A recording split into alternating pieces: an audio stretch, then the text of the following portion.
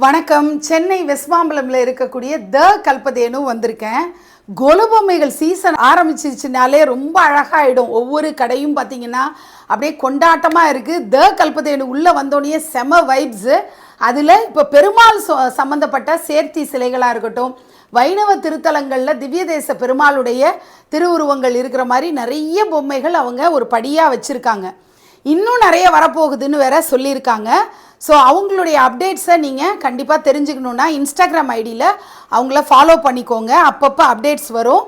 அவங்களுடைய கேட்லாகோட லிங்க்கும் நான் கொடுக்குறேன்.